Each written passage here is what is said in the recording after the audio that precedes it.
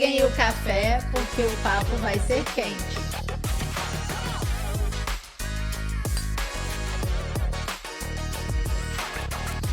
Bem-vindos ao Café com Pipeca, o podcast onde a gente discute assuntos sobre saúde feminina, da infância à menopausa. Eu sou Jeane Fuli, ginecologista obstetra, e o tema do episódio de hoje que a gente vai tratar é mitos e verdades sobre o parto normal. E para isso, eu trouxe uma convidada super especial e minha parceira de trabalho, doutora Raquel Muradaz. Ela é formada pela Universidade Federal de Santa Maria, especialista em ginecologia e obstetrícia e medicina fetal e mestre em ciências da saúde. Então já sabem, peguem o café porque o papo vai ser quente. Bem-vinda, Raquel. Muito obrigada. Como sua melhor amiga, estou triste porque você já fez 2 episódios e você me convidou só agora. Porque tem justificativa, porque a gente precisa primeiro treinar para falar os assuntos mais polêmicos.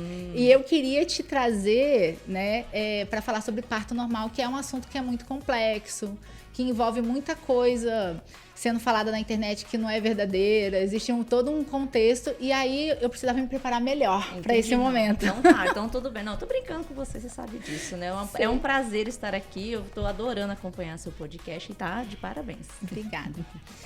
E antes de a gente começar com as perguntas propriamente dita, eu gostaria de perguntar como que você escolheu essa especialidade? Como que você escolheu que você queria ser parteira?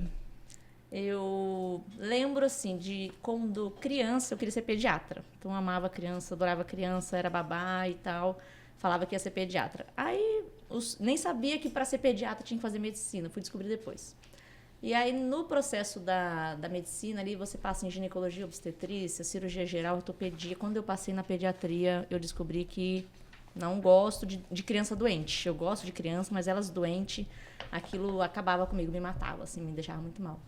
Aí fiz um estágio opcional no centro obstétrico e me identifiquei, achei aquilo assim super a minha cara, aquele corre-corre, aquela dinâmica, você também é assim, né? A gente é acelerada, então eu gostei demais, me identifiquei e falei assim, não, isso aqui que eu enxerguei como algo que combinava comigo, com o meu jeito de ser e tal. E você? E você? Então, o meu caso foi um pouquinho diferente, mas a história semelhante, né? Em certas partes. Eu sempre quis fazer parto. Então, eu lembro, assim, a minha família, eu tinha um bisavô que ele adorava ver novela. E quando tinham cenas de parto em novela que eu acompanhava com ele, eu sempre me emocionava muito. E aí, por volta dos 8, 9 anos de idade, eu comecei a falar assim, isso é o que eu quero fazer. Eu vi uma cena de parto numa novela que eu falei assim, isso é o que eu quero fazer. É isso que eu quero fazer para sempre. Mas o que precisa para ser parteira? À época, não existia enfermeira obstetriz, existia só o médico que faz parto, o obstetra. Então, como tinha que fazer medicina para ser obstetra, eu fui fazer medicina. Entendi. E aí, durante a faculdade, nada me despertou meu interesse mais do que a ideia original. Então, eu falei, não tem jeito, é o que você falou, quando a gente chega num centro obstétrico, quando você presencia um parto normal, é tão emocionante, aquilo cala tão fundo, entendeu? Que eu falei assim, gente, isso aqui é o melhor trabalho do mundo, né? Eu não sei se eu já te contei que eu desmaiei na minha primeira cesárea. Não. Não, desmaiei. Você já chorou, assim, nos primeiros passos? Você chorava? Eu choro até hoje. Até hoje.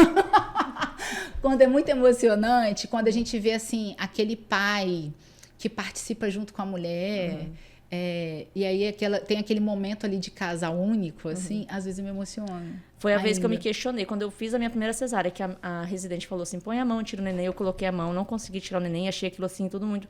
Eu desmaiei. Aí depois eu fiquei me questionando, será que eu fiz a escolha certa? Eu carreguei aquilo um tempo, assim, sabe? Me sentindo mal. Mas depois foi só o primeiro, assim, o susto do primeiro. Depois foi. É porque você é parteira, você não é cesarista. Então a cesárea... Não, tô brincando. Eu tô brincando, mas no fundo tô falando a verdade. Além, né? O que acontece? Mas eu tô brincando, mas por quê? Porque hoje...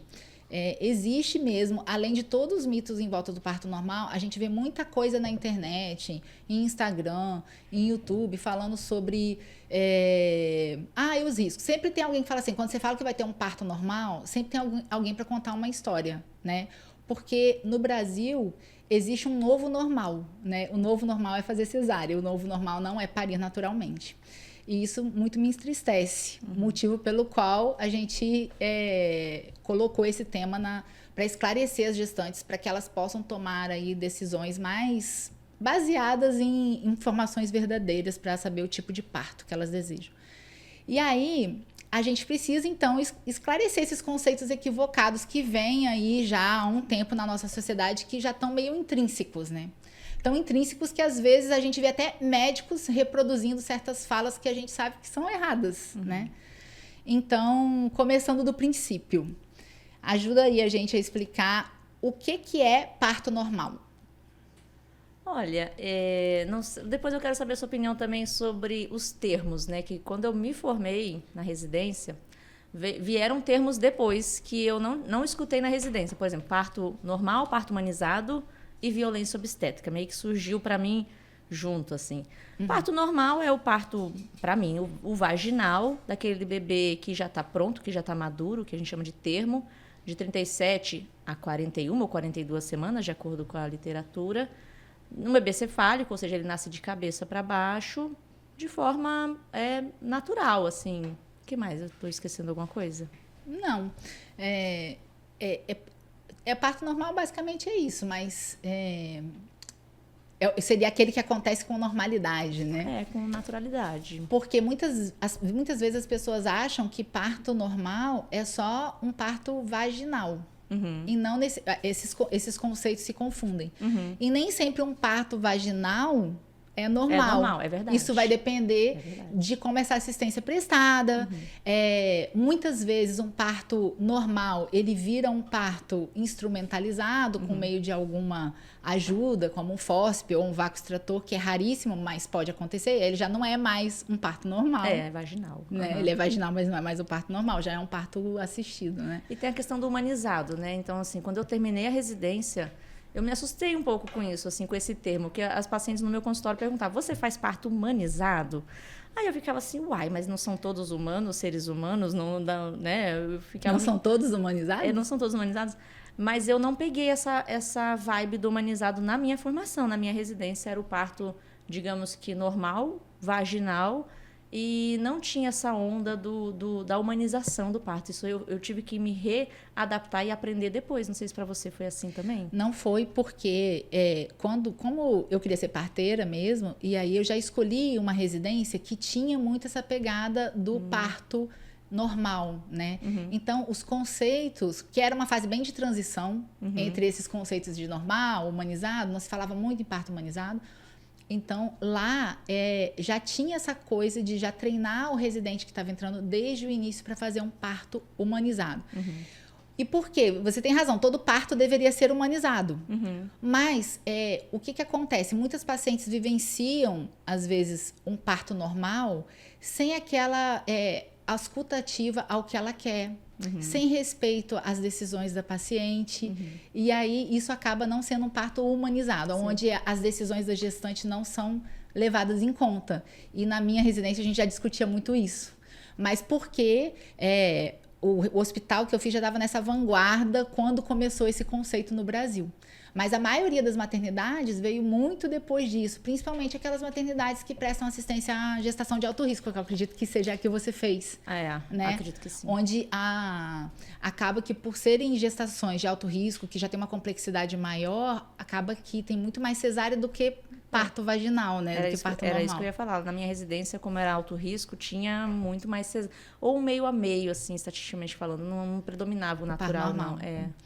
E o meu já era o contrário. Também prestava assistência à gestação de alto risco, mas a gente tinha um centro obstétrico que era voltado para parto humanizado. E, inclusive, tinha uma casa de parto próxima, tá? Então, porque o hospital prestava assistência a essa casa de parto. Então, já tinha essa questão já da humanização do atendimento no parto normal, entendeu? Legal. Mas eu acho legal falar dessa questão da humanização, como você falou, todo parto deveria ser humanizado. E parto humanizado não necessariamente é parto normal. Você pode humanizar a cesárea dentro do possível também. O que você acha disso? Eu já vi algumas coisas assim, como o pai clampear o cordão na cesárea. Mas, na prática, como a cesárea envolve outros profissionais, anestesista, pediatra, instrumentadora, assim, fica alguns olhares críticos. Então, ainda não está... A humanização está... Eu acho que está dentro do parto normal funcionando muito bem. Agora, dentro da cesárea, ainda não. Mas a gente ainda consegue, né? E como a gente é colega de trabalho, a gente acaba prestando muitas assistências juntas, humanizar dentro da possibilidade de um contexto cirúrgico.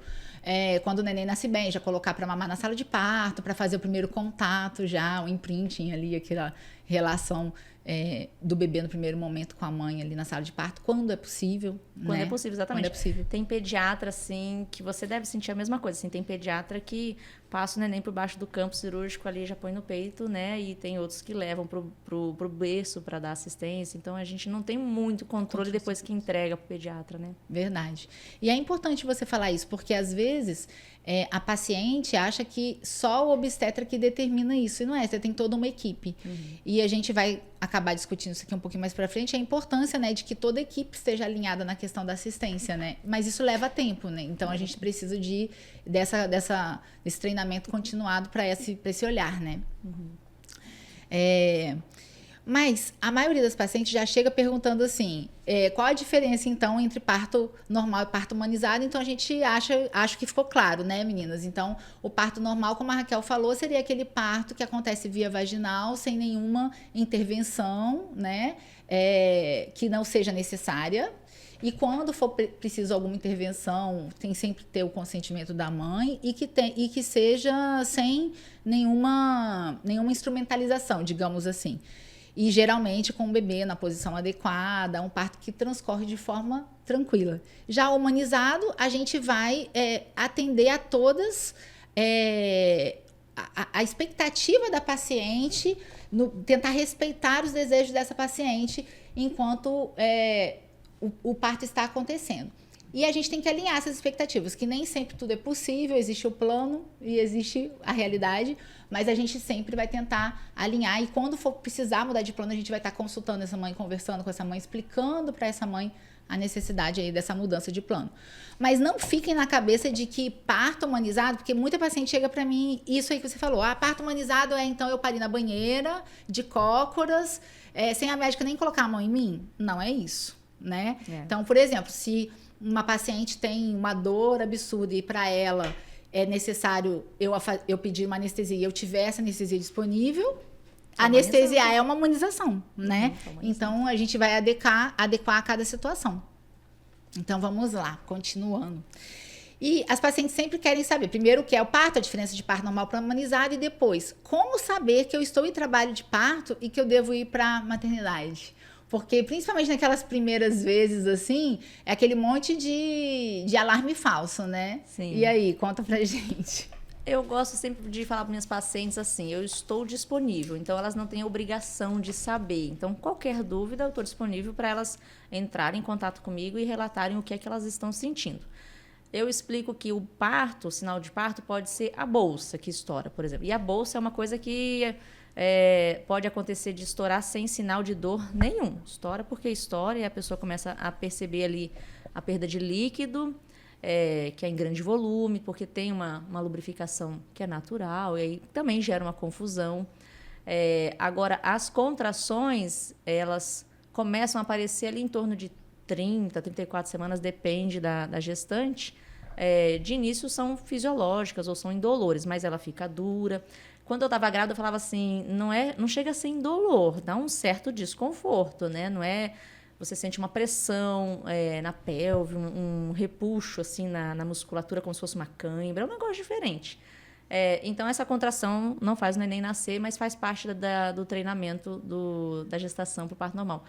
O parto efetivo é uma combinação de informações. É aquela contração dolorosa, rítmica. Então, eu peço para as pacientes marcar no reloginho de quanto em quanto tempo essa contração está vindo, essa contração com dor. Então, a barriga fica dura, dói, amolece, a dor passa. Então, de quanto em quanto tempo isso está acontecendo. E quando fica dura e dói, eu também peço para ela contar, marcar quantos segundos essa dor dura. Então, a gente observa que, em relação à dor e contração, o parto está mais efetivo quando essa dor a barriga ficar dura e dor acontece em média a cada 3 minutos. E quando ela fica bem dura, aquilo ali dura pelo menos uns 40 segundos.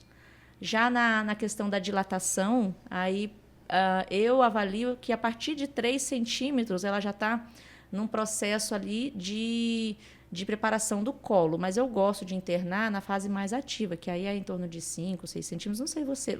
Depende muito das pacientes, sabe? Você deve ter a mesma situação que eu. Tem paciente que vem de outra cidade, que é de longe, ela vem no pródromo.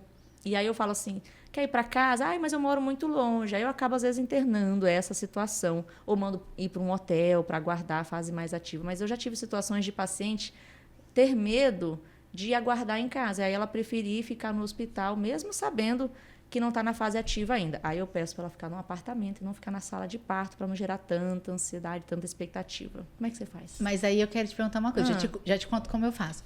Mas, por exemplo, você não acha que, na sua experiência, eu entendo que você faça isso porque depende muito da expectativa da paciente, mas você não acha que aquela paciente que interna muito cedo acaba gerando uma ansiedade muito grande, e isso não só nela, nos familiares também, como se assim, o parto tá demorando muito, porque a partir do momento que internou, a família já acha que já vai nascer o bebê. E aí acaba contribuindo para que vire uma cesárea, porque a família começa a achar assim, não tá normal, esse trabalho de parto tá durando 20 horas e não tá durando o tempo que deveria. E o que você acha disso? A ansiedade atrapalha muito, tanto da família quanto da gestante, para aguardar o trabalho de parto ativo? Atrapalha, com certeza. Por isso que o ideal é o cenário mais bacana para paciente, até para a família, é internar na fase ativa, né? Mas eu entendo que eu já tive situações assim peculiares de internar na fase, explicando para a paciente, assim, não está na hora de internar ainda, vai para casa. E aí eu combino, você deve fazer a mesma coisa, assim, quem sabe daqui 2 horas você volta para eu te avaliar, quem sabe daqui 3 horas, ou então espera a dor ficar de 3 em 3 minutos. Tudo depende de quantos partos ela já teve, né? Isso conta também se a bolsa está íntegra ou não, se o exame do strepto é positivo ou não, tudo isso acaba contando. Mas eu já tive situações de, como são pessoas de outra cidade, de internar cedo, mas aí é aquela coisa conversadinho, né? Dá certo. Então, não coloco na sala de parto se não está na fase ativa. Perfeito.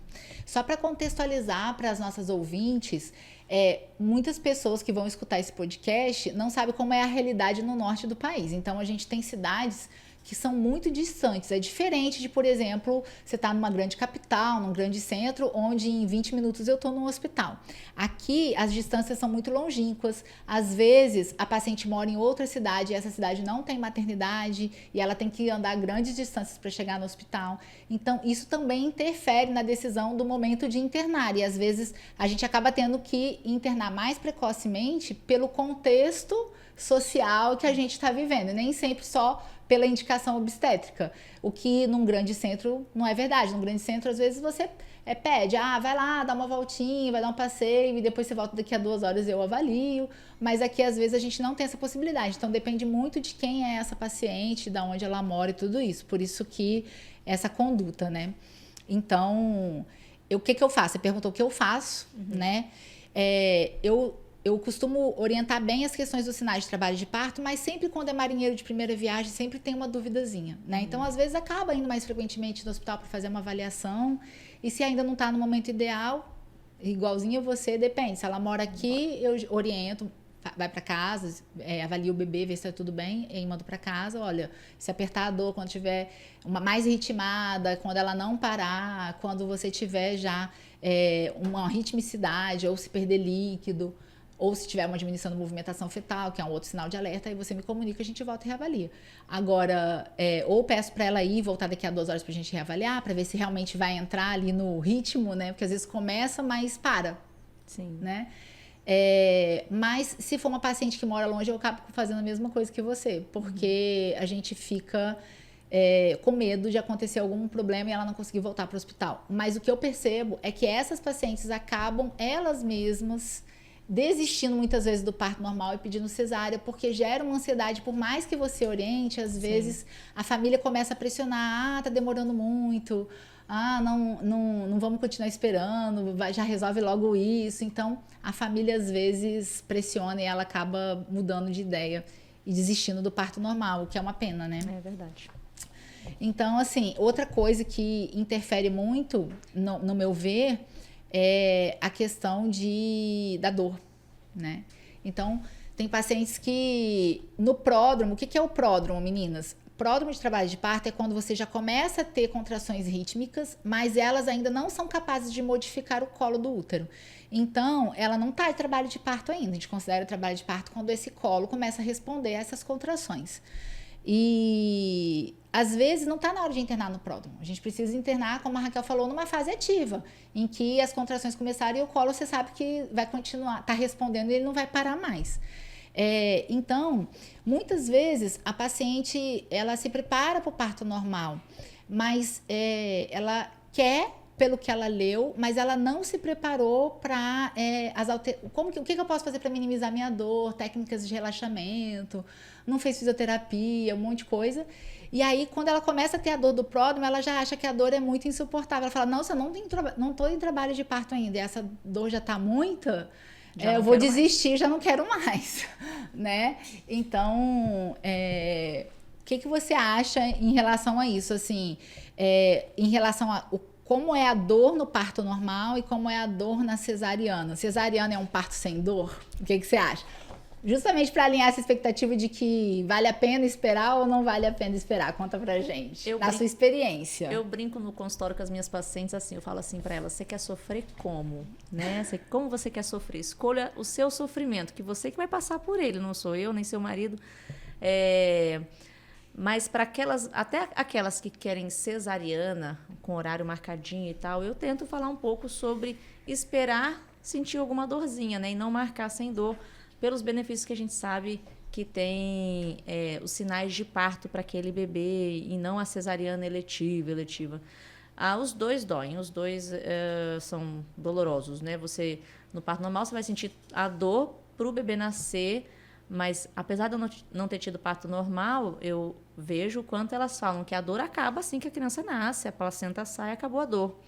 E cesariana é um processo que não dói, né, para o neném sair, mas dói vários dias depois. Eu passei por uma cesariana e dói realmente muito. Então, tem a dor do parto normal, que pode durar horas, né? Vou colocar aqui um mínimo 8 horas, né? Um parto normal pode durar. Então, são 8 horas que ela tem que... Quem vai passar por aquilo é ela. Então, ela que tem que ter a decisão realmente de escolher aquilo como algo para ela.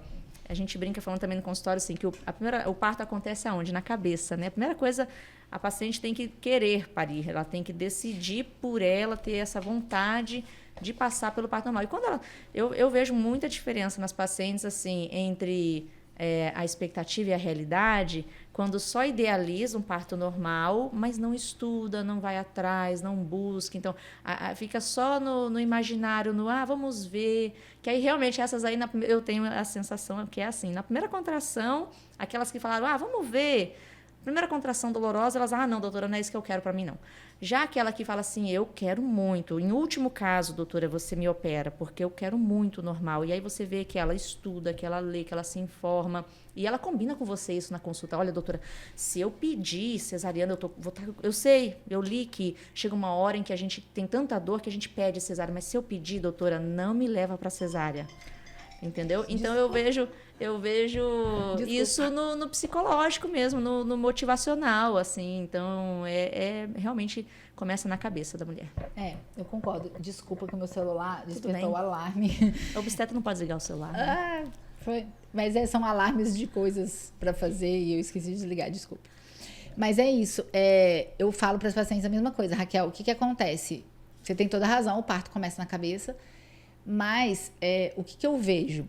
Que o parto normal também tem o outro extremo. Às vezes a paciente fala assim, eu vou marcar cesárea porque eu não quero ter um parto com dor. Mas quem disse que a cesárea não tem dor? É um tipo de dor diferente, né? Uhum. Então, no trabalho de parto, você tem ali algumas horas e a dor não é contínua, né? São as contrações, então você tem episódios de dor intercalados por episódios sem dor e isso vai começando a ficar mais rítmico ao longo do trabalho de parto, até que no final, realmente, a dor fica mais intensa. Agora, tem pacientes que chegam parindo, às vezes, com contrações, com o colo modificando, e para ela aquela dor era uma dor leve, era uma cólica menstrual, e ela fica esperando a dor apertar, E quando ela chega na maternidade, às vezes ela já está parindo. Mas ela colocou tanto na cabeça dela que ela quer um parto sem dor, que ela quer uma cesárea, que às vezes ela chega na maternidade, a gente vai avaliar, já está nascendo, e ela fala, não, me leva para cesárea, porque eu não quero ter parto normal. Já aconteceu isso com você? Já aconteceu, mas a última vez que isso aconteceu, a paciente, cada consulta, eu brincava muito com ela, falava assim, não quer normal? Não quer normal? Deus me livre, ela já tinha uma cesariana, Deus me livre, doutora, cesárea. Ela veio de outra cidade, chegou nessa condição, assim, nascendo, a criança nascendo. E eu, como obstetra, eu fiquei nessa dúvida, eu falei, gente, e agora? Leva ela para cesárea ou tento convencer ela ali naquela hora da dor, que é uma pessoa que nunca quis normal, pariu um menino normal. E aí, conversando com ela, eu acho que eu tive um pouco de sorte, porque a mãe dela estava junto e me ajudou a incentivar. E eu falei, olha, você está no expulsivo, faz força aqui que eu... Então, assim, mas eu fiquei com receio de não estar respeitando a vontade dela, eu fiquei com receio de... Vai que eu insisto no normal, daqui a pouco essa criança não vem normal, vou ter que levar para cesárea de urgência, ela vai falar para mim, tá vendo, doutora, eu nunca quis normal, enfim. Mas deu certo normal. E foi um parto que fiz as manobrinhas lá, não lacerou nada, então não dei nenhum pontinho nela. Então, assim, pensa numa paciente que ficou super mega satisfeita com aquele normal, que pegou ela de surpresa, o marido, até eu ali fiz aquele parto. Então, no outro dia, ela estava achando aquilo tudo maravilhoso. Para quem tinha tido uma experiência de cesárea, ela teve um normal contra a vontade, digamos assim, né? Foi de surpresa. Por acidente. Por acidente, mas ela ficou super satisfeita. E ficou assim, nossa, se eu soubesse, nossa, que maravilha. Então, ela ficou assim, acho que hoje ela deve ser uma apoiadora, uma incentivadora do normal. E eu vejo isso, que quando a paciente teve as duas experiências, ela sempre fala, eu tenho 10 partos normais, mas eu não quero outra cesariana. E quando a paciente teve a cesárea, ela fala, dói muito também, tal. Porque tem que lembrar, né, que tem o pós-operatório e podem acontecer algumas coisas que são dolorosas e que, às vezes, a gente não tá contando. Então, você não sentiu dor na hora de tirar o neném, mas você vai ter dificuldade, você vai precisar de ajuda para tomar banho, você vai precisar de ajuda para levantar da cama, você vai precisar de ajuda para cuidar do seu filho, porque dói, né? Você vai ficar muitas horas sentadas e dói a cicatriz. Pode acontecer do pronto inflamar, pode acontecer de infectar, muita coisa pode acontecer. E você vai ter que lidar com essas dores ali que são dias de dores e não horas de dor. Exato. Então, são coisas que a gente deve considerar na hora de botar na balança que via de parto que eu vou escolher. Mas uma vez que a paciente optou pelo parto normal, mas ela tem medo da dor, que técnicas você costuma utilizar para favorecer o parto e diminuir a sensação e a percepção de dor da paciente?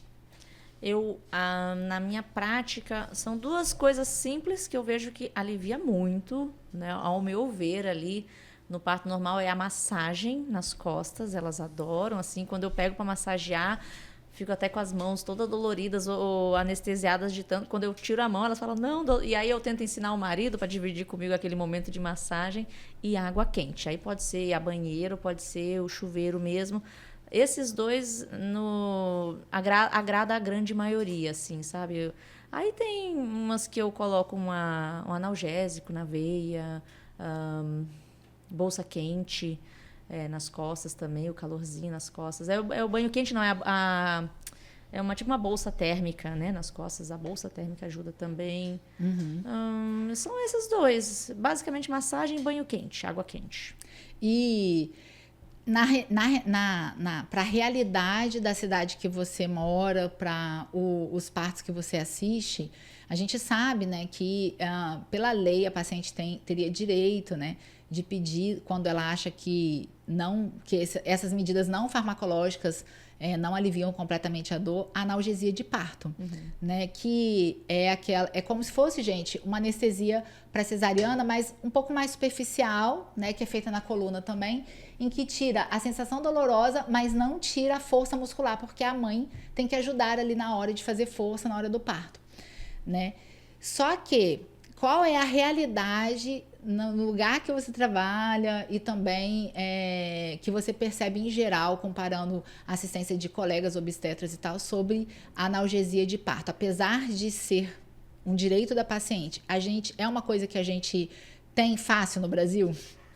Olha, então, eu tava pensando, você falando isso daí, eu me lembrei outra coisinha também, assim, que eu acho que foi um movimento que veio junto, né, no parto. Veio essa questão da humanização do parto, parece que é um movimento que antes, ainda tem muita cesárea, mas veio um movimento aí do parto humanizado, do desejo da paciente pelo natural.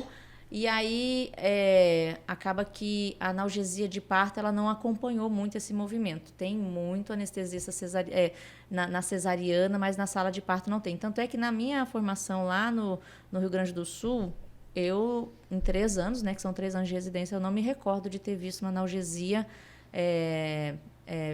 para parto normal.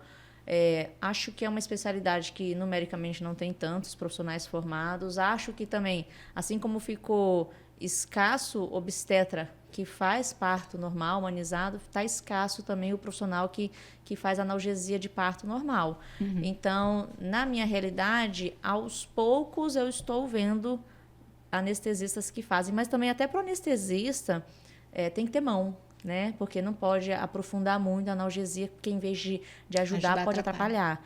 Então, é mais um outro profissional. Isso também tem mais um outro custo, né? Também para a paciente, que às vezes ela não está disposta a arcar o plano, enfim.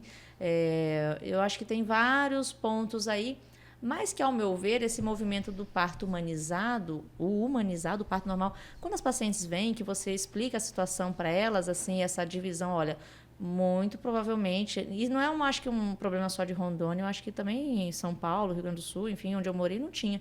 Então, quando você explica para ela que não vai ter, não conte com isso, mesmo você falando isso, muitas querem parir, porque elas sabem que é capaz de passar por essa dor. Eu não cheguei ao expulsivo no meu parto, mas quando eu lembro como experiência de mulher, eu lembro da dor, da cólica, de uma contração. Ela não é uma dor, assim, insuportável. Dói, mas não vou dizer, né? Ninguém morre por essa dor. Então, assim, eu acho que é possível parir sem analgesia, com certeza, né? Então... Sim. Mas por que eu falei isso para você? Porque muitas vezes a gente vê em filmes, né? Principalmente filmes americanos, onde a assistência é um pouco diferente da do Brasil, porque a forma como é estruturada a assistência ao parto é baseada não no médico, né? Mas no serviço de saúde, enfim. E aí a paciente pede e ela tem, né? E aqui no Brasil a gente costuma fazer leis, mas essas leis nem sempre são passíveis de serem cumpridas. Então, apesar de a paciente poder requisitar, é bom que a mulher, ela se prepare, ela veja o que é a realidade do lugar que ela mora. Porque, como você falou, não só em Rondônia, mas mesmo em grandes centros como São Paulo, na minha residência existia sim analgesia de parto, porque a gente tinha residência de anestesia, então era um estágio obrigatório, os anestesistas tinham que rodar lá para aprender a fazer analgesia de parto. Mas é o que você falou, nem todo anestesista tem a disponibilidade, porque como num hospital, numa estrutura hospitalar, é um anestesista que é contratado para tudo que tiver de intercorrência no hospital.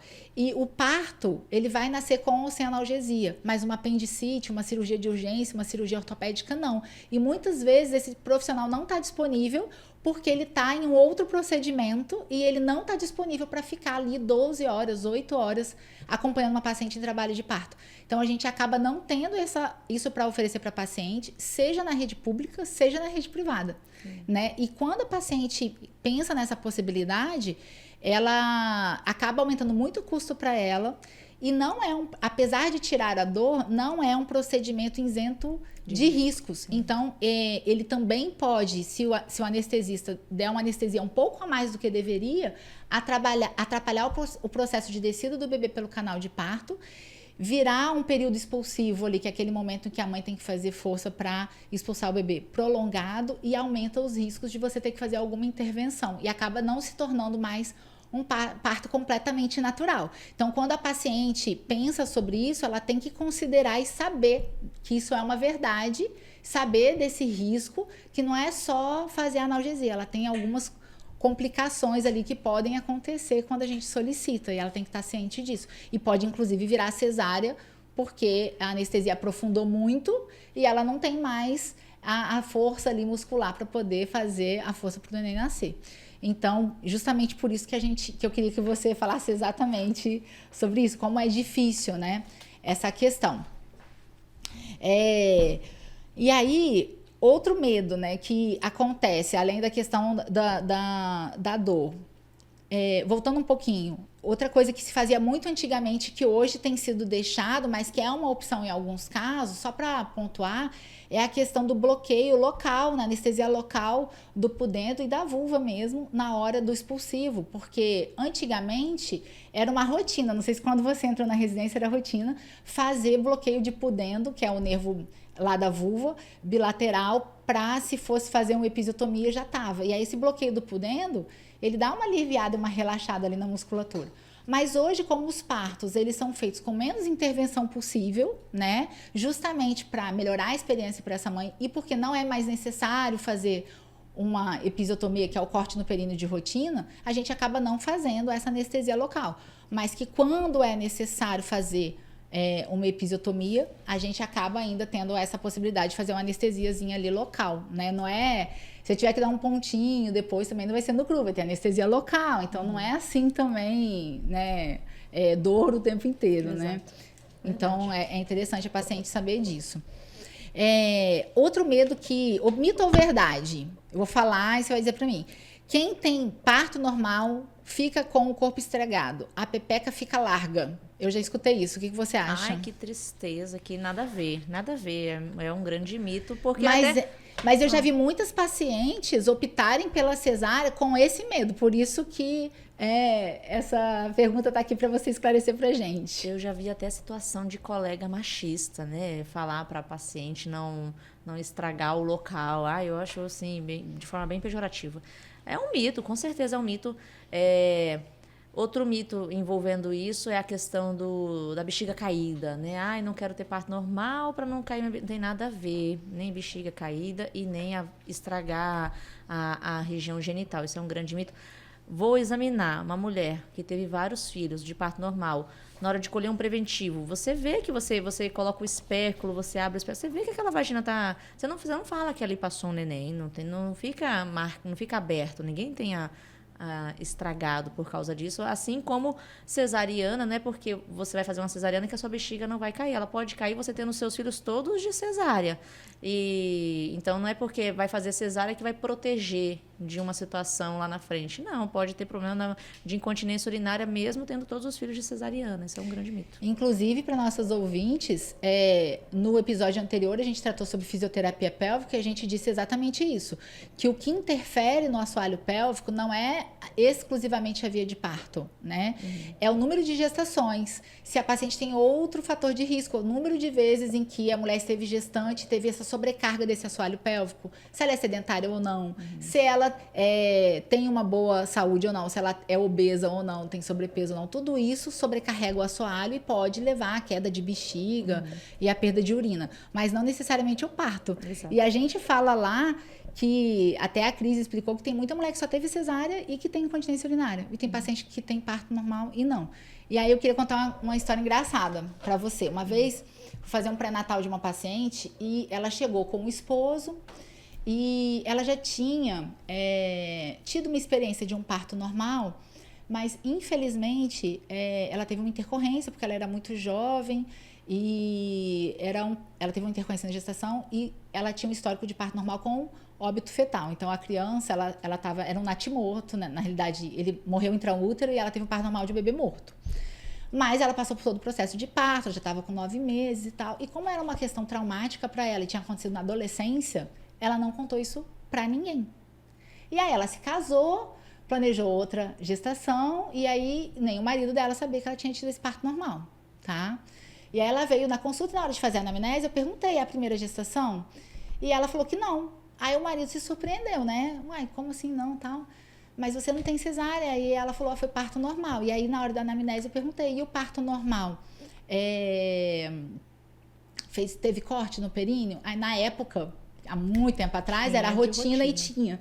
E ela tinha tido, né, o corte no períneo. E aí ele pegou e ficou assim, mas como? porque eu nunca nem vi esse corte, porque não tem cicatriz. Como assim que eu não conheço a pepeca da minha mulher? Mas para você ver como é o preconceito. A pessoa acha que por ter tido parto normal que vai ficar alguma coisa de diferente, e o próprio marido não tinha visto nada de diferente, nem na vulva, nem na vagina, e nem na questão sexual da esposa. E aí ela morreu de rir no meio da consulta e falou assim, uai, não tem nada de diferente mesmo, né?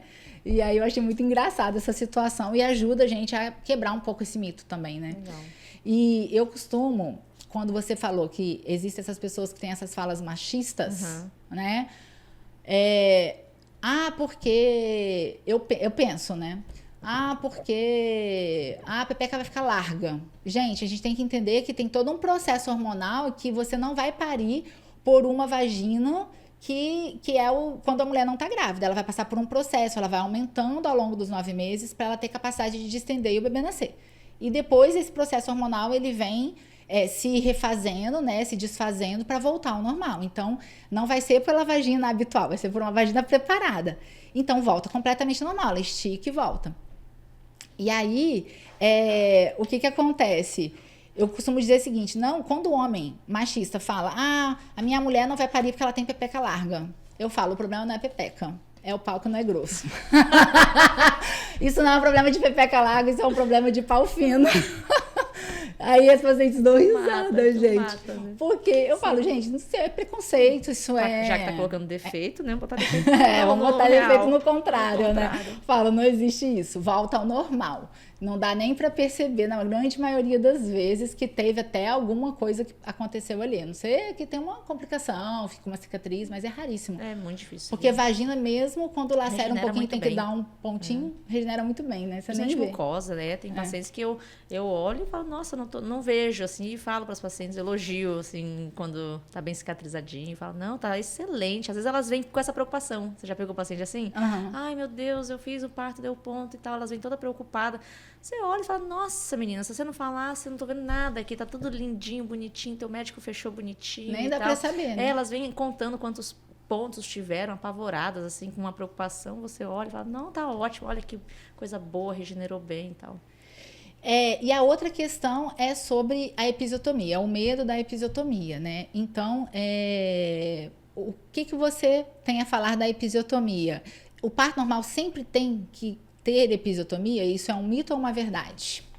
Isso é um grande mito, mas até que, para mim, como obstetra, eu tive que trabalhar isso no mercado de trabalho, como eu te falei. Eu saí da residência em 2013, 2014, que eu acho que foi o ano que lançou aquele documentário, O Renascimento do Parto. Se eu não me engano, eu estava revisando isso, que ele foi lançado em 2013.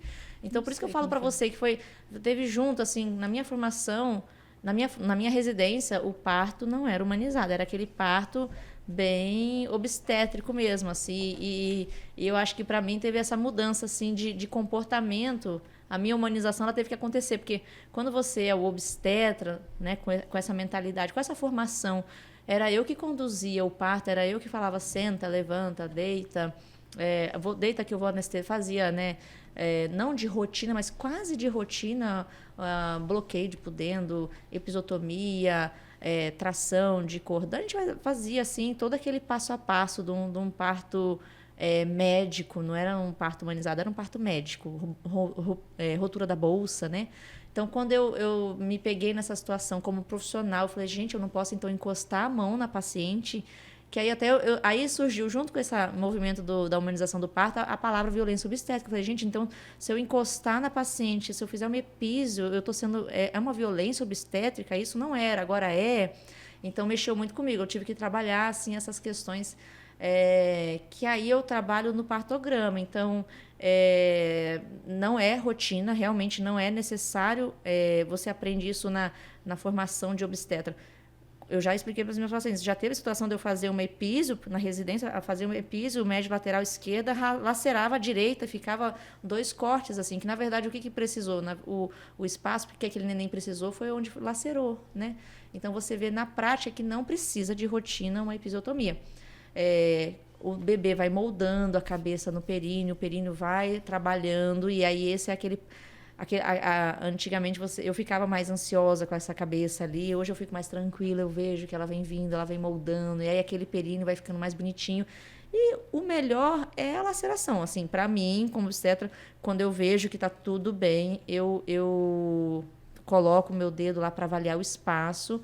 Se eu estou segura, tranquila, está progredindo a cabeça, eu nem deixo lacerar, faço as minhas manobras para não lacerar, mas eu vejo que a laceração, quando eu recordo do tempo de episiotomia, que eu fazia muito na residência... Ela é menor e menos invasiva. Exato, assim, ela realmente é mais natural.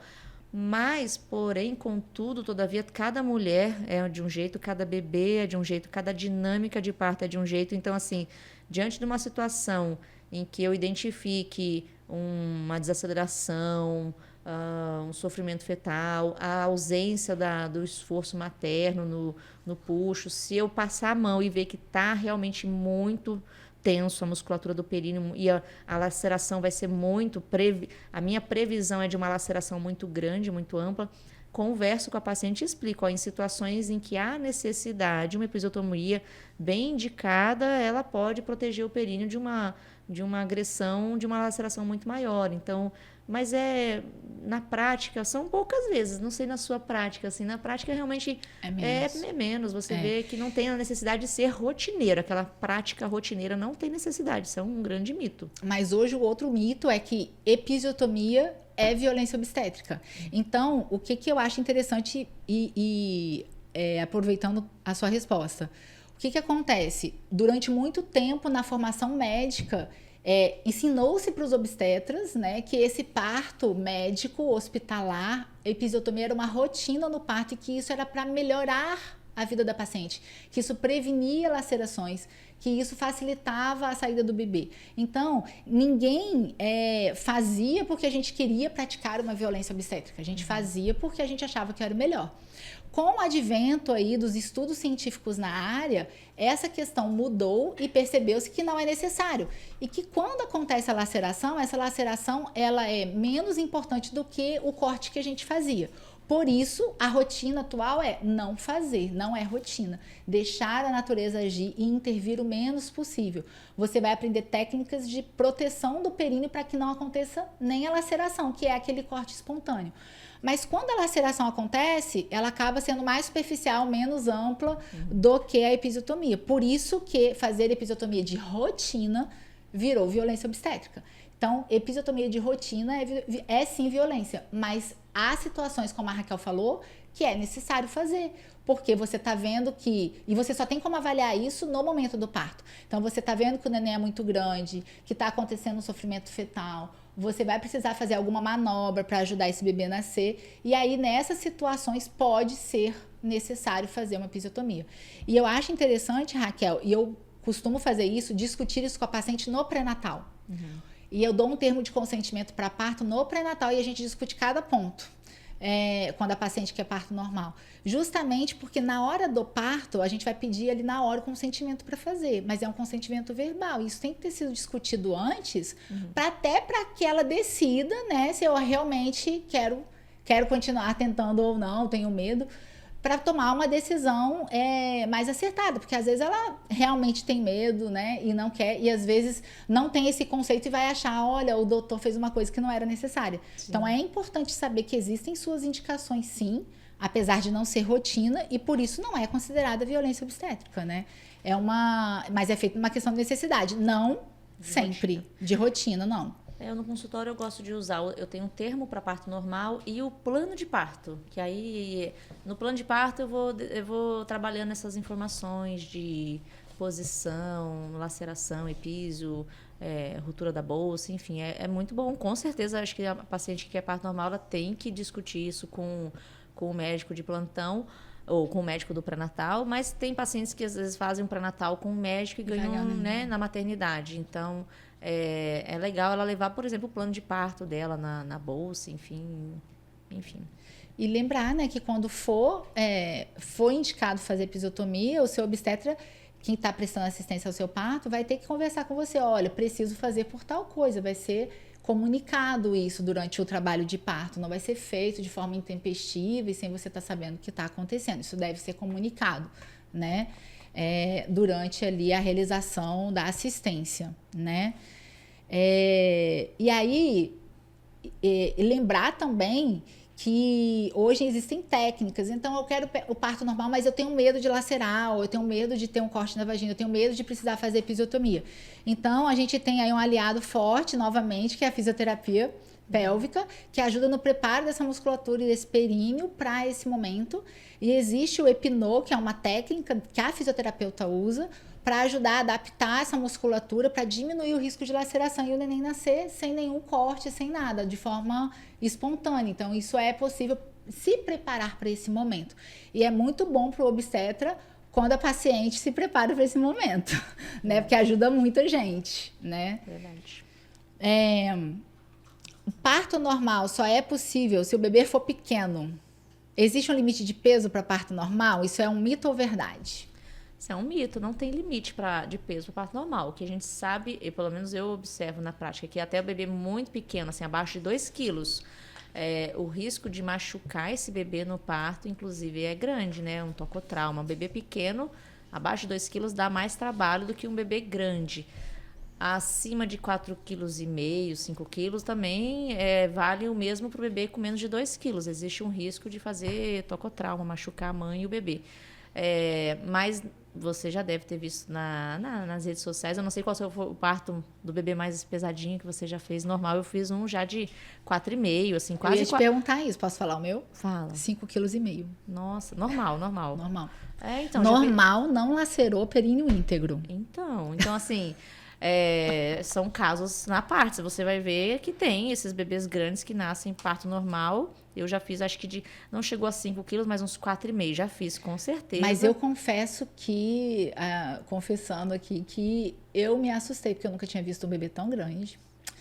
E na hora que a cabeça saiu, a cabeça do neném era tão grande que eu falei assim, gente, não vai sair, ele vai ficar agarrado, eu vou ter que fazer manobra. Você já se prepara, né? Sim. E aí, só que a mãe já era o 10º filho dela. Foi um parto que eu fiz na residência na época do SUS e ela chegou em expulsivo. Ela já chegou com o neném nascendo. Então, a gente não tinha visto ultrassom, não tinha visto nada. Já fui direto para assistência ao parto. E na hora que a cabeça saiu e eu vi aquela bochecha desse tamanho, eu falei, meu Deus, esse bebê é muito pesado, eu não sei se ele vai sair. E aí ela fez uma força e o neném, ele pulou, que assim, eu tive que segurar, ele bateu aqui, assim, quase... Se eu não tivesse preparado, eu deixava ele cair. Nossa. De tão grande que o neném. Aí eu pensei, deve ter lacerado, né? Porque eu não tive tempo de proteger o períneo. E quando eu fui olhar, não tinha laceração alguma. Pronto, você já respondeu. Isso é um grande mito, então, né? É um grande mito. Esse parto até aconteceu numa virada de ano. E aí, sabe aquela coisa? São Paulo tem isso, né? Em algumas cidades tem. O primeiro bebê do ano. Ah, sério? Que depois a reportagem vai lá fazer uma reportagem para falar, esse foi o primeiro bebê do ano de tanto. E aí vão lá, e aí a mãe contando, ai, meu neném nasceu super bem, não sei o que. E era um neném enorme, de 5,5 kg. As pessoas têm medo, né?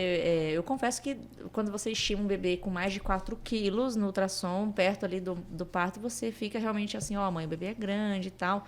Mas eu, por exemplo, já tive bebê, né, que fraturou a clavícula no parto e o bebê era com 3 quilos e alguma coisa. Então, assim, que também são situações que, apesar do ultrassom estar ali um peso normal, não tem como prever. Na hora do parto é aquela proporção da cabeça do bebê com o corpo da mãe, né? Você chegou no ponto que eu queria. Então, a resposta à pergunta é a que você deu. Não. Contudo, existe um peso acima do qual o obstetra... Que eu falei, quando eu vi a cabeça eu fiquei preocupada. Uhum. Porque eu pensei, o bebê não vai sair. Existe um peso fetal com o qual o obstetra se preocupa. Que peso é esse? Para mim, quando passa de 4 quilos estimado no ultrassom, eu já fico com um receio. Porque eu sei que o ultrassom também tem uma margem de erro.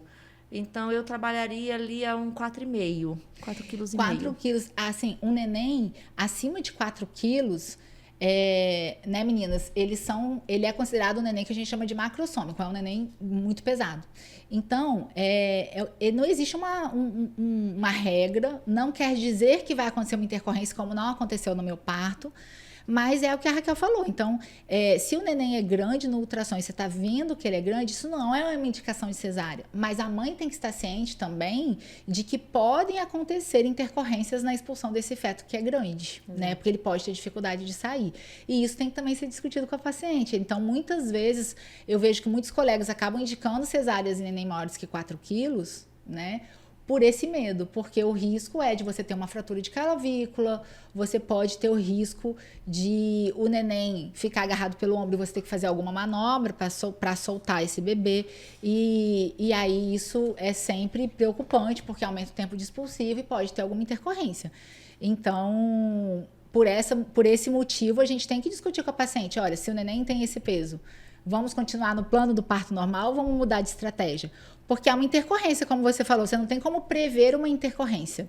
E aí, se ele não sair, o médico vai ter que agir e pode acontecer, sim, um parto não tão liso, né? Não tão tranquilo e pode gerar um trauma, né? Sim. E a outra pergunta você acabou já respondendo, né? Mulher muito baixinha ou muito nova. Ai, não, ela tem só 15 anos, ela não pode ter parto normal. Muito baixinha, o neném não vai passar. Mito ou verdade? Só para fechar. É mito também, porque vai da proporção do bebê com a pelve, né? Então, tanto mulher... Eu já tive na residência uma situação de uma paciente que tinha achondroplasia, que é a anã, e uma paciente com gigantismo. Eu tive uma anã também, então, uma pessoa com nanismo. E elas, as duas tiveram. E o filho tinha nanismo? Não. O meu também não. E nasceu eu tenho guardado a foto das duas, assim, porque as duas pariram na mesma época, o pré-natal. A outra tinha gigantismo, ela tinha a maculadenoma de hipófise, então ela era toda proporcionalmente grande.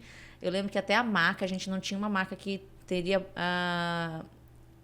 aquela liberação pro peso dela, de tão pesada que ela era. As duas tiveram parto normal e foi tudo tranquilo, então isso é um mito. A questão da idade, o que eu vejo é as mulheres mais maduras, tenho a impressão que o colo delas, algumas têm um pouco mais de dificuldade de evoluir para um parto mais natural, mas não tem limite de idade nem para o normal, nem para nova ou mais velha, ou a altura da paciente também não. E aí, posso pegar sua pelve emprestada? Toda sua. Só para mostrar aqui. Soltou ali um parafusinho. A minha também. Eu tenho uma dessa igualzinha a essa. Então, o que acontece? Não interfere pra gente o tamanho do bebê, ou o tamanho da bacia, ou a idade da mãe. O que importa é as proporções da cabeça do bebê com as proporções da bacia, porque o bebê tem que ser capaz de passar nessa proporção aqui, para ele sair aqui embaixo. Então, quando a cabeça, né, é maior do que a proporção da bacia, ou o neném encaixa errado, né? Porque às vezes ele tá de cabeça, mas ele encaixa assim, em vez de encaixar retinho. Então, aumenta o diâmetro pelo qual ele tem que passar. Isso pode fazer com que o trabalho de parto não evolua, gente. E aí, isso é uma coisa que não tem como ser prevista nem no pré-natal e nem previamente. Isso tem que ser avaliado no momento do parto, que é quando o neném tá descendo e a gente vai ver se ele tá descendo dentro do esperado. Então, isso é avaliado tempo a tempo. Então, é muito comum, às vezes, a paciente escolher o parto normal e em algum momento virou cesárea por desproporção céfalo-pélvica, isto é, uma desproporção entre a cabeça e a pelve do bebê.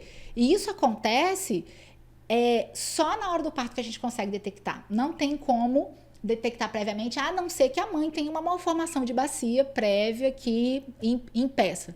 Até porque o corpo, ele tem mecanismos para ajustar o tamanho do crescimento do bebê com o tamanho da mãe, da pelve da mãe e tal. Geralmente esses mecanismos funcionam bem, né? Porque a natureza é sábia, né? Então, isso daí me faz lembrar um antigo golpe que, infelizmente, alguns profissionais aplicam na paciente. É falar, você não tem passagem.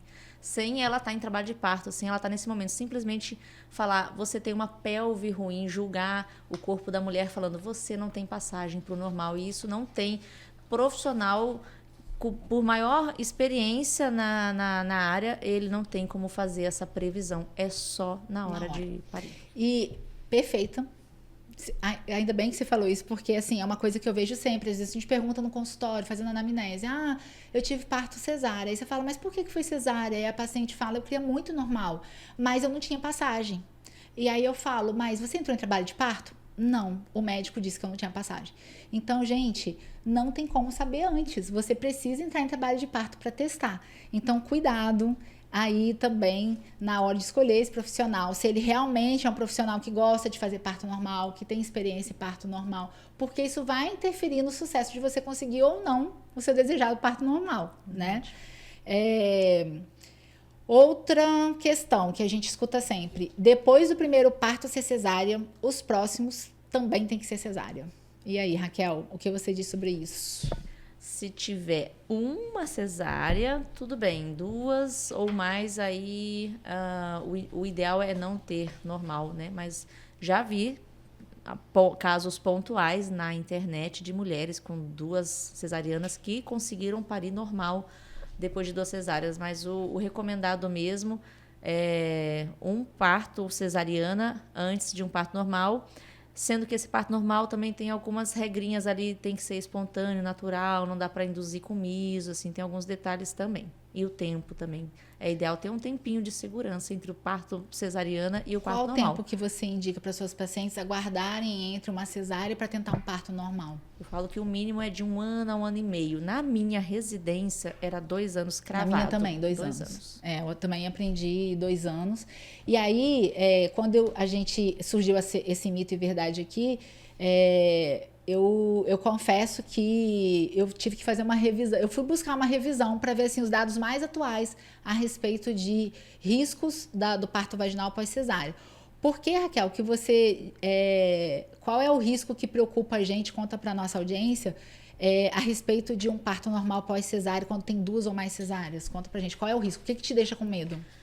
Com certeza da cicatriz cesariana no útero, naquele ponto, fica mais frágil no processo que distende, o neném tem contração, aquela região pode romper e a rotura do útero pode levar ao óbito do neném como da mãe. Então, assim, é uma coisa que, colocando na balança, é um risco que eu, como profissional, não gosto de correr. Perfeita. Exatamente. Eu fui buscar esse dado novo. Eu não sei se vou te dar, porque eu não sei se você sabe também, que eu peguei assim, foi revisado agora em julho de 2024. Então é um dado saindo do forno. Fizeram estudos, compararam, né, as taxas de parto normal pós-cesárea e qual era o risco de rotura uterina, que é o nosso medo, né? Então, quando é uma cesárea só, o sucesso do parto chega a 80% e o risco de ruptura é de 0,7, tá? De ruptura. Então, daria para tentar, desde que a mãe seja ciente que existe esse risco, né? E que a gente vai ter que ficar ali vigilante durante o parto. E aí, aquilo que você falou, tem todos aqueles cuidados, não pode induzir, né? Tem todo um cuidado nesse parto normal, mas dá para tentar. Agora, lá dizia o seguinte, que é inaceitável tentar o parto normal em 2 situações. São cirurgias fetais intrauterinas que hoje são realizadas, então essas cirurgias deixam a parede do útero enfraquecida e aumentam o risco de rotura. E quando a paciente tem uma história prévia de ter ressecado miomas, né? Já ressecou mioma lá quando era adolescente, teve filho com, sei lá, adolescente não, né? Com 30 anos, teve filho com 35. E aí essas incisões no músculo do útero aumentam o risco para 17%. Então, é um risco muito alto que o obstetra não deve correr. E quando a paciente tem 2 ou mais cesáreas, esse risco sai de 0,7% para 2%. Então, é o dobro. Então, a maioria dos obstetras também não gosta de correr esse risco. Não é que seja impossível, não é um risco tão alto quanto a das cirurgias prévias, mas é um risco que é o dobro do normal. Sim. Então, acaba que quando tem 2 ou mais cesáreas, o risco é maior e a paciente, para tomar essa decisão, se eu quero passar por esse parto normal, tentar esse parto ou não, ela tem que estar ciente disso e o obstetra tem que estar disposto a assumir esse risco junto com ela. E nem sempre está. A minha conduta é igual à sua. Se tem 2 ou mais cesáreas, eu realmente não recomendo tentar parto normal. Agora, quando é um parto normal, eu digo que coração de obstetra deve ser feito de ferro. A gente fica com o coração apertado, tem que ficar monitorando muito mais atentamente. Mas aí, se for o desejo da paciente, realmente a gente tenta, né? Parto normal pós-cesárea. Mas se for 2 ou mais, realmente não. E eu também espero os 2 anos. Eu peço. Hoje em dia as mulheres deixam para ter filho cada vez mais tarde. Uhum. Então, às vezes, ela quer emendar um filho no outro. Se eu quero emendar, eu já tenho essa previsão, porque eu já estou engravidando mais tarde, eu sugiro que o ideal seja tentar parto normal, né? Uhum. Até que por causa dessa limitação, justamente por conta dessa limitação e do risco de romper o útero, parto normal vocês podem ter quanto vocês quiserem, 10, 9, 20 filhos. Agora, cesárea, a partir da 3ª cesárea, já é considerado risco de vida para a mãe. Então, a cesárea, ela limita a prole. Então, você tem que estar ciente disso também, dependendo de quantos filhos eu planejo ter. Eu quero ter 5 filhos. Não dá para no primeiro fazer cesárea, senão você não vai ter 5. Porque seu obstetra, em algum momento, vai falar, não dá. né? Sim. Agora, eu quero ter 5 filhos, vou tentar parto normal, ok, né? É que a maioria das mulheres hoje tem 1, 2, no máximo 3, né? Máximo 3. Então, Só acaba as que doidas. isso não acontece mais muito. Agora, curiosidade, qual foi o máximo, a cesárea que você abriu e que tinha tido máximo de cesárea, assim, tinha tido mais cesáreas repetitivas que você já fez? Pegou um paciente que já tinha tido tantas cesáreas anteriores, qual foi o máximo? A 6ª de uma mulher que tinha 5 cesáreas. Então, eu fiz a 6ª. Aquilo ali, nossa, desafio. E o que você achou quando você abriu? Tava tudo bonitinho lá dentro? Tava uma maçaroca, tava tudo aderido, foi tenso, assim. Mas isso foi na residência, então tinha suporte ali, colega, preceptora e tal. Foi um desafio, mas todos ficaram bem depois. Eu peguei uma paciente, e isso as experiências da gente vão moldando os medos, né, que a gente vai tendo como médico, né? Eu peguei uma paciente uma vez também na residência, que ela veio e ela estava na 8ª cesariana. E aí ela chegou em trabalho de parto, a gente indicou cesárea direto, né? Sim, não dava para ser parto forte. normal. E aí, quando a gente abriu, eis a surpresa, né? Porque no exame físico não aparentava e não tinha os sinais clássicos de rotura uterina. Mas quando a gente abriu a barriga dela, o útero não tinha mais músculo, já estava rompido, estava preso só pelo peritônio, que é a camada que reveste o útero. Então, o neném estava assim, eu abri a barriga dela, em vez de abrir o útero, não precisava, porque a gente já via o cabelo e a bolsa do neném andando assim, ó. Só por uma camada super fina que estava para romper a qualquer momento. E uma situação dessa poderia ser catastrófica, né? Porque morre mãe, morre bebê, hemorragia, enfim. Graças a Deus não aconteceu nada, porque a gente abriu em tempo oportuno, mas mais um pouco. Eu tive uma paciente que Teria me dado procurou problema. no consultório querendo ter parto normal depois de 2 cesáreas. Eu falei assim, não, senhora, procure outro profissional. Ela foi no outro profissional e esse profissional falou, vamos lá.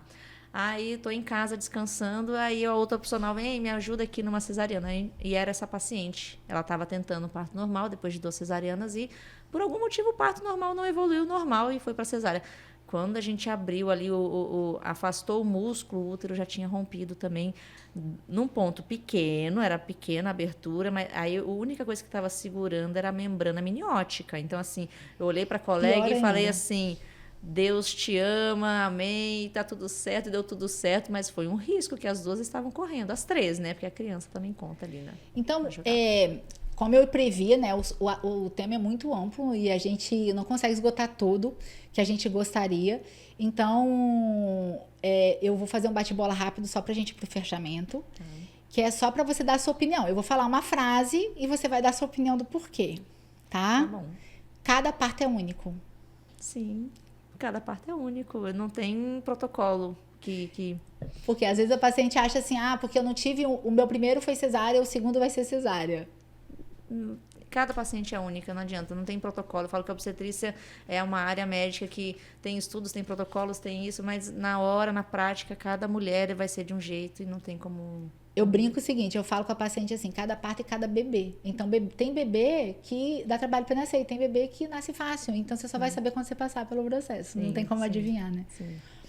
Outra, nossa, você teve parto normal, você é muito forte. A gente escuta isso, né, na sociedade, assim. Nossa, você é muito forte, você teve parto normal. Que bom, é um elogio bacana. Eu acho melhor do que falar assim, você é muito corajosa, do tipo, você é louca, né? Então, acho que se você é forte, eu vejo como um elogio bom. O duro é você ser chamada de louca, né? De doida. Eu acho que isso aqui reflete o quanto que houve uma mudança, né, por esse medo da assistência, do novo normal. O novo normal virou fazer cesariana. Então, quando uma mulher tem um parto de forma natural, a sociedade fala, nossa, mas você teve parto normal? Como assim? Como você conseguiu? Porque já se espera uma cesárea. Que todo mundo faça cesárea. Eu acho que isso reflete um pouco isso. A Thaís teve parto normal no hospital privado lá em Maringá e virou uma atração turística, assim, toda a equipe, as pacientes, as enfermeiras, todo mundo queria saber quem foi que tinha parido normal naquele hospital, porque acho que só tinha cesariana, então ela até ficou muito incomodada com isso, porque todo mundo, você que pariu normal, você virou uma atração no hospital, de uma coisa tão natural, mas que naquele hospital já só tinha cesariana, então ela chamou muita atenção por ter parido normal. E outra coisa que a gente escuta, a bolsa rompeu, vamos correr para maternidade, sai, não pega nem a mala, correndo risco de bater o carro, corre porque a bolsa rompeu, o neném tá nascendo.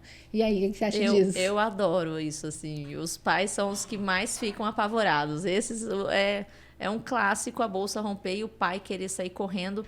E quando eu explico na consulta e falo, olha, a bolsa pode romper sem dor nenhuma, zero dor e zero dilatação.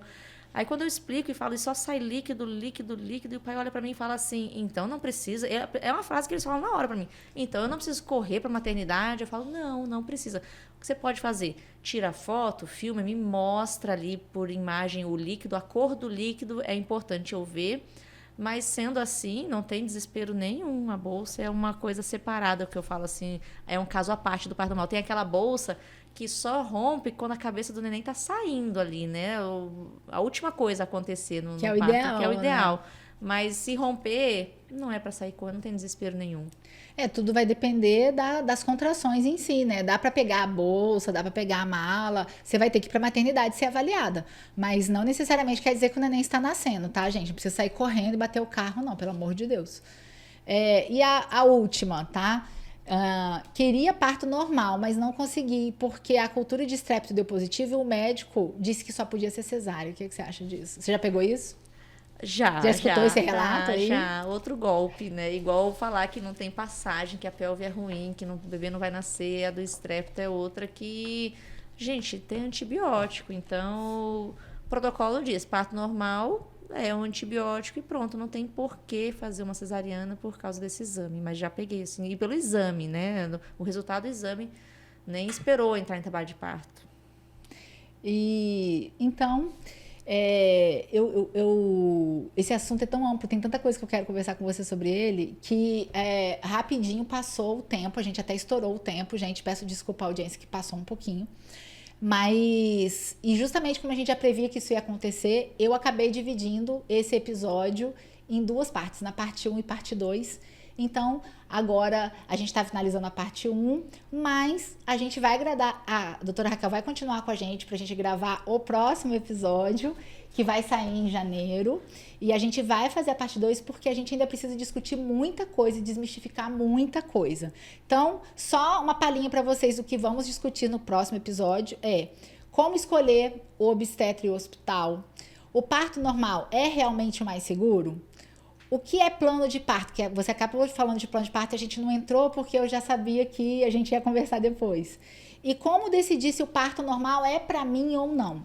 Além disso, a gente vai responder as dúvidas aí que as minhas seguidoras jogaram pra gente aí na internet, pra gente responder.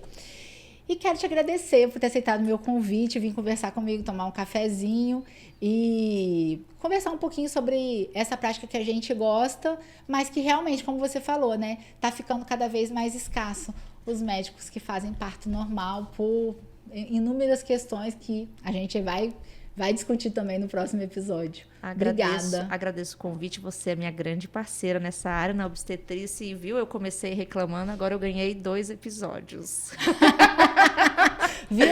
Como você não tinha motivo para reclamar.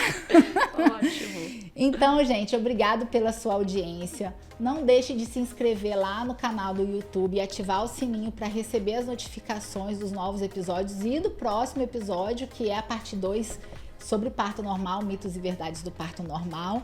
E lembrem-se, né? Conhecimento é poder. Com conhecimento, ninguém vai tirar as decisões de você. Até mais.